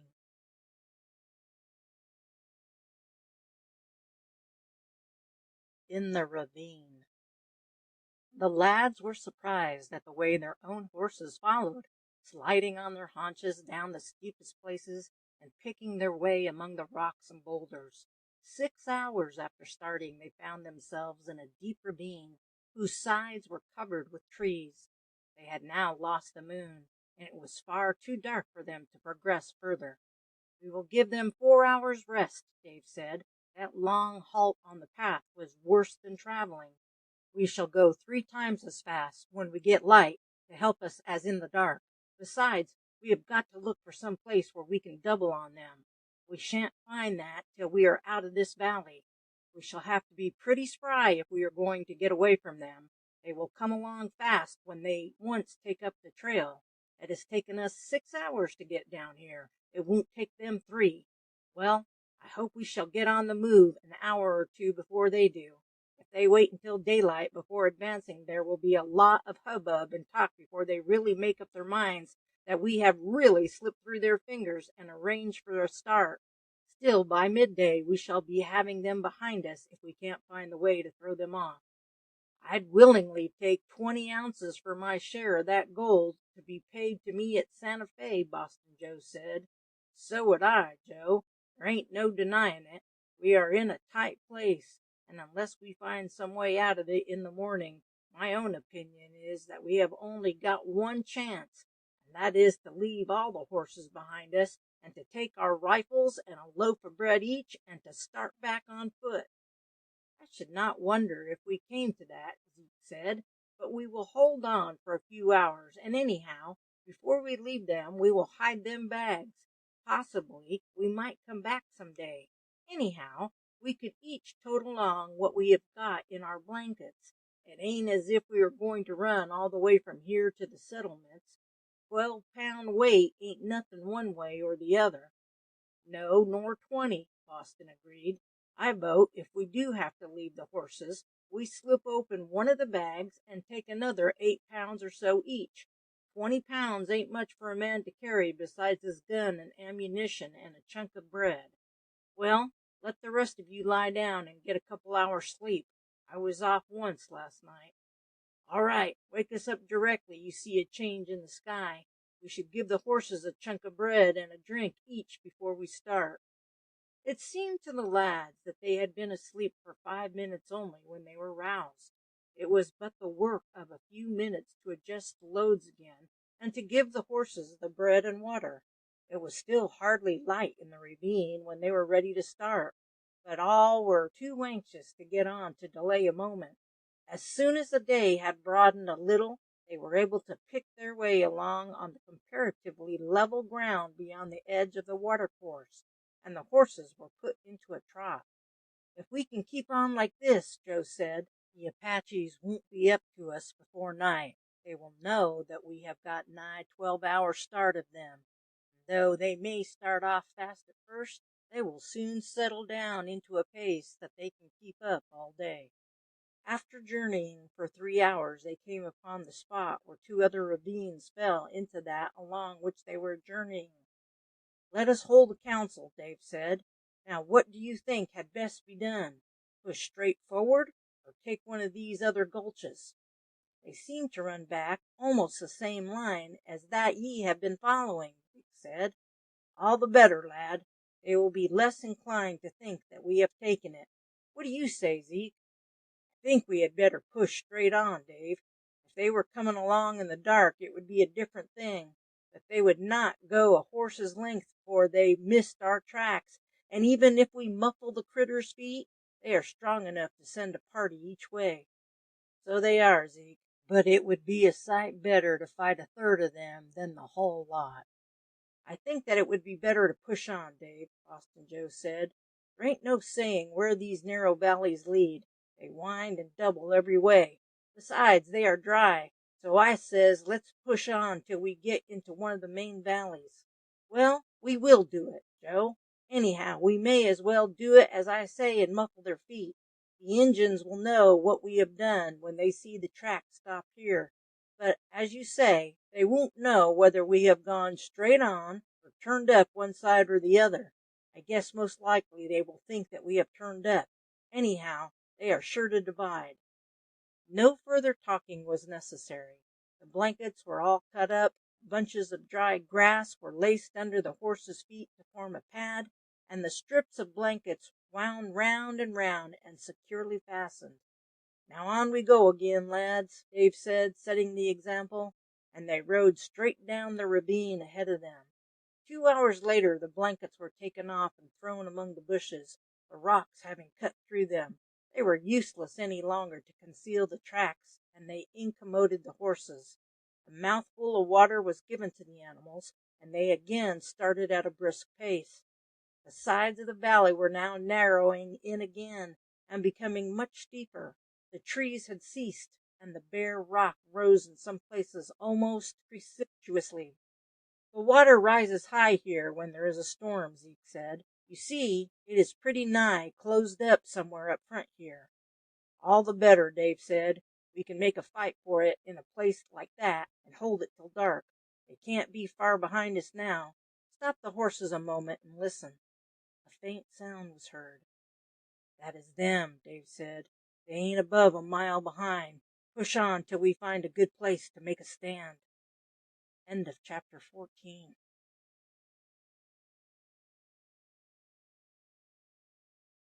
Rifle shots. Another 5 minutes they entered a gorge so blocked with rocks that had fallen from above that they had the greatest difficulty in leading the horses over them. "It could not be better," Dave said. "We can stop them here. Zeke, do you go on with Dick. See how far this goes, and what the chances are when we get out of it. If you can see any way of climbing the side of the valley, come back and tell us. Then I reckon the best thing will be for you to take the horses down and go straight up, leaving Dick to tell us exactly where you have gone up. Then, as soon as it is quite dark, we will be off and follow you. They won't be able to pick up the trail, and will guess we have gone straight down the valley. Anyhow, it will give us another 12 hours start." Zeke nodded. "We may as well take the critters down at once," he said. "It may be 2 or 3 miles before we can find a place where we can get out of this valley, and there ain't no use making 2 journeys of it." Somewhat reluctantly, Dick followed Zeke, driving the horses before them. They had been gone but 5 minutes when he heard the crack of a rifle behind them. "Do you think they are sure to be able to hold that place?" "They are safe for some time, anyhow," Zeke said. "As soon as the redskins see that they are brought to a stand, they will draw off and wait till the bands that have gone up the other valleys join them. No doubt, as soon as they had made out our tracks again, they sent a couple of men off to fetch them back, but I reckon they wouldn't have seen them till they got 4 or 5 miles down, and by that time the other bands would have been as much farther up the side valleys, and the messengers would have a long ride before they overtook them, 10 or 12 miles maybe, and they would have all that to come down again, so they would be pretty well 4 hours behind. They had just joined the first band, and in 4 hours it will be dark enough for Dave to draw off. There they go again." Shot after shot echoed among the cliffs. The gorge extended for another mile, and then widened rapidly. A mile and a half farther, the sides were clad with trees, and the slope, although still steep, was, Zeke said, possible for horses to scramble up. "They will go up there safe enough," he said. "5 of them with nothing to carry, and the other 4 ain't heavy loaded. You see them 2 trees standing alone on the crest there?" "I see them, Zeke." "Well, that is to be your mark. You will make them out plainly enough in the moonlight. I shall be just down beyond them. I need not tell you to be careful how you go when you get beyond the shelter of the trees below. Dave will know all about that. Now you can be off back again." Dick started back at a run, and in less than half an hour joined the other 3 among the rocks. "Found a place, lad?" "Yes, they have started up." "I am glad you are back. These fellows look as if they were going to make an attack on us. There are about 25 of them, and I guess they know as well as we do that it will be dark before their friends join them. However, I don't think they will make a rush. They will lose heart when 3 or 4 of their number get shot, and weaken when it comes to climbing these rocks in face of our 6-shooters. Now, do you 2 lads keep below. Get down right among the rocks so that you can fire out through some hole between them, and directly you have fired, get out of the line, for a stray bullet might come in. Scarcely had the boys taken their position and looked along their barrels when they saw a dozen dark figures spring up among the rocks 50 yards away. 2 shots were fired by the miners, and 2 of the Indians fell forward. Then one after another the lads fired, as they felt sure of their aim, while at the same moment 2 sharper cracks sounded close to them, for the Colt at 40 yards is as deadly a weapon as a rifle. 3 more of the Indians fell, and the rest sank down behind rocks and opened fire at the position held by the whites. These reloaded rapidly. Now keep a sharp lookout, Dave said, but don't fire unless they rise again. Joe and I will make it hot for them as they raise their heads to take aim. The rifles were fired but twice, and then the fire of the Indians ceased. I think we have accounted for 2 more, Joe said. We shan't hear any more of them. 7 out of 25 is a sharp lesson, and the first man who fell was their chief, I reckon, and they will wait till the sub-chiefs with the other bands come up. Now the sooner the sun goes down, the better. There is one thing, it will be dark here an hour before it is on the hilltops. Why shouldn't we fall back at once? Tom asked. Because, like enough, they will open fire occasionally, and if we didn't reply, they would think we had made off and would follow us and pick up the trail where the horses left the valley. We have got to wait here until it is too dark for them to follow the trail. The moment it is dark enough for that, we are off. It was just getting dusk when Dave said suddenly, There is one of the other bands coming up. They are a good bit away yet, but I can hear them. Dick could only make out a low, continuous murmur that sounded to him like a distant waterfall. What do you think, Joe? Dave said. Would it be safe to make a run for it? We might beat off the first attack, but some of us are safe either to get killed or hurt too badly to travel. They will talk for a quarter of an hour at least after they come up, and by the time they find we have gone and got their horses over these rocks and got down to the mouth of this gorge, it will be too dark for them to follow the tracks. I am with you, Dave, Joe said as he discharged his rifle. That is one more wiped out. He was just going to fire to see whether we were here still. That has answered the question. Now let us be off. Go as quiet as you can, lads, and don't make the slightest noise. Just creep along until we are 300 or 400 yards away. You may be sure that they are listening. For a quarter of a mile they moved very cautiously. Now I think we are safe, Dave said, breaking into a run. At a steady trot they kept on down the gorge. Just as they reached its mouth, they heard a faint yell in the distance. They have found we are off. They will be 5 minutes and more before they have brought up their horses and got over the rocks, and they will go pretty cautious because they will be expecting to be ambushed. It is getting pretty dark now, and we shall be in among the trees before they are out. End of chapter 15.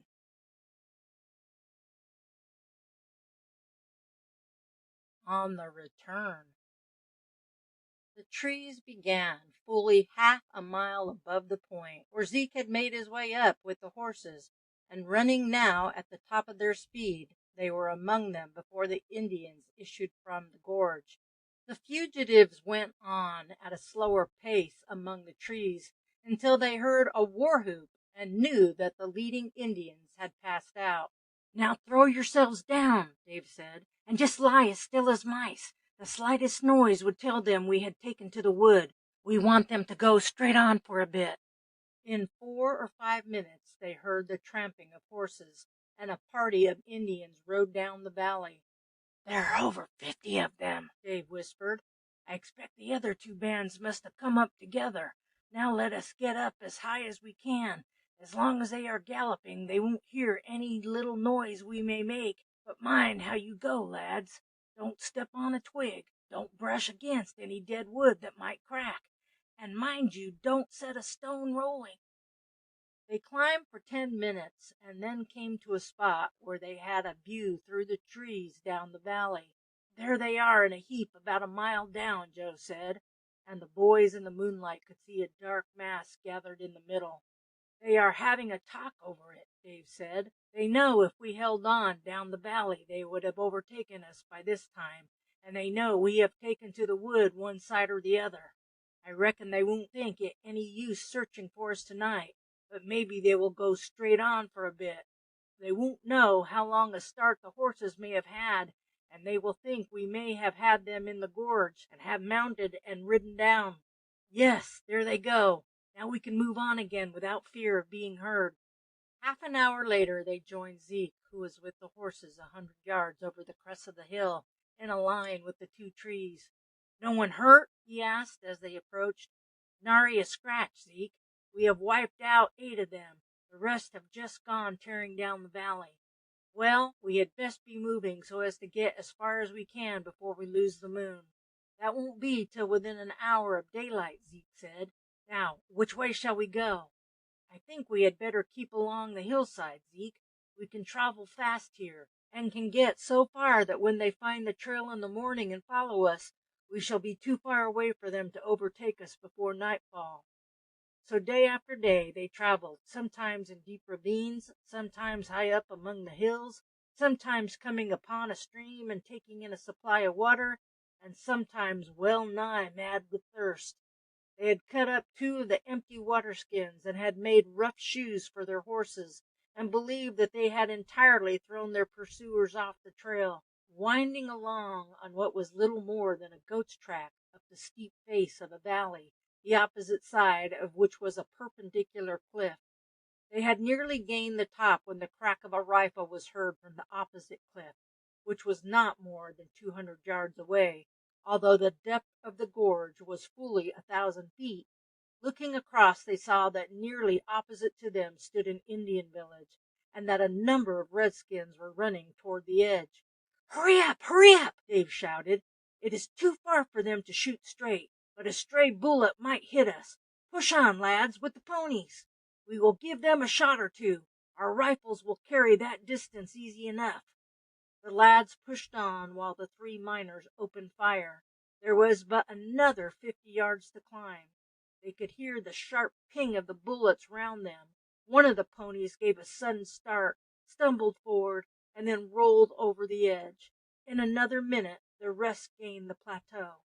Oh, Dick, it is one of the treasure ponies, Tom exclaimed.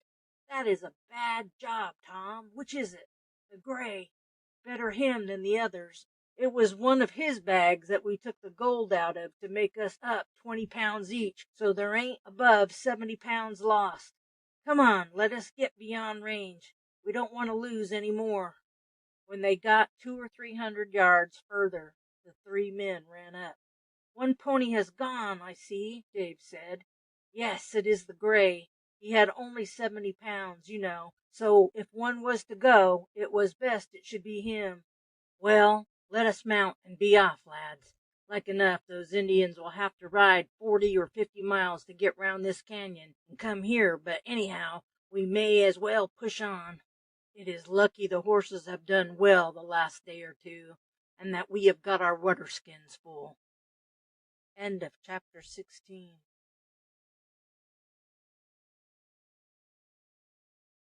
Conclusion.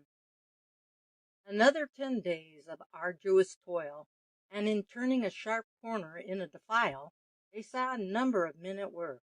As these heard the sound of horses' feet, they threw down their picks and shovels and seized their guns. Don't say anything about the gold, Dave exclaimed to the others. It is lucky it is all covered up. As soon as the miners saw that the newcomers were whites, they lowered their guns. Why, where on earth have you come from? One of them asked as they rode up. We have been making a prospecting tour among the hills. Have you found anything? Yes, we have found a first-rate place, but the Apaches drove us off from it when we had been at work only 4 days, and we have had hard work to save our scalps. I have no objection to give you the indications, for I will not go back again among them ramping Apaches not to find solid gold. Here is the map as I steered by. Them 3 points are the 3 sisters, and that tree bears on the mouth of the narrow canyon. There is gold there, you bet, and likewise the skeletons of about 30 Mexicans who got killed there 3 or 4 years ago. Now let us have some grub. We finished our last ounce of flour yesterday, and have been short for the last fortnight. You have had to leave everything behind, I see, the miner said, looking at the 8 horses. Yes, we had to make a clean bolt for it. However, in the 4 days we were there, we got about 70 pounds of gold, and we have stuck to that. Now you know as much about it as we do. There is enough gold to make you all rich, but you will have to fight, and fight hard to get there and come away again. The horses were unsaddled and picketed, Dave and Joe taking care themselves to unload the 3 packed ponies, and that the flat bags over which blankets had been stuffed should not be noticed. They stopped there for 2 days to rest the horses, and then proceeded on their way, arriving at Pueblo a fortnight later. Thence they traveled together to Santa Fe, and then hired a wagon and joined a large caravan going across the plains east. When they reached St. Louis, they separated. A division was made of the gold, and the lads started by train for New York, and the next day took their passages for England. When Dick reached home, he was received by his family as one from the dead. The Northampton had arrived 3 weeks before, and, from the report Mr. Allen had given, they had slight hopes indeed that Dick would recover from his wounds, although the letter that Tom had written 3 days after he had landed had given them some slight grounds for hope. The letter had been shown to the owners of the Northampton, and as the statements respecting the captain and the first mate were confirmed by Mr. Allen and the 3rd officer, the captain and the first mate had been summarily discharged from the service. The astonishment of the lads' fathers when they found that each lad had brought home 100 pounds of gold, worth about 5,000 pounds, was great indeed, with its shares were bought in the ships of the company, and when in time both attained the rank of master, they had the satisfaction of sailing in ships in which they held shares. Neither had any inclination ever to embark again upon the operation of gold mining. End of chapter 17. End of the Golden Canyon by G.A. Henty. Read by Laura.